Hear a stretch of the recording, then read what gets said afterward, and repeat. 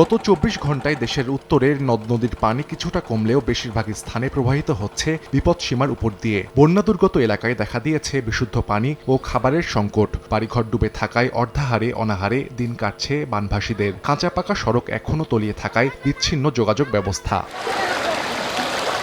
জামালপুরে যমুনার পানি বিপদসীমার উপর দিয়ে প্রবাহিত হচ্ছে। এখনও পানিবন্দী ৫ উপজেলার ৩৪ ইউনিয়নের লক্ষাধিক মানুষ। বন্ধ ২১৪টি শিক্ষা প্রতিষ্ঠান। এখনও পানির নিচে তলিয়ে শত শত হেক্টর জমির আমন ধানের বীজতলা। আপনার এক কোমর পানি, ঘরের ভিতরে এক হাঁটু। রংপুরে তিস্তার পানি কমলেও ভোগান্তিতে চরাঞ্চল ও নিম্নাঞ্চলের হাজার হাজার মানুষ। এসব এলাকায় পানিবন্দী প্রায় ৬,০০০ পরিবার। গঙ্গাচড়ার ৪টি ইউনিয়নের প্রায় ২০০ পরিবারের ঘরবাড়ি বিলীন হয়েছে তিস্তায়। এই পাশ থেকে ও পাশে যাবার পারে না, ও পাশের লোক পাশে আসতে পারে না। এখন বাজার সওদা কিছুই নাই। বাচ্চা কোচ্চা নিয়ে আমরা খুব অসহায় পড়িয়েছি। কোনো বাথরুম নাই, কোনো কলের পানি বের হয় না।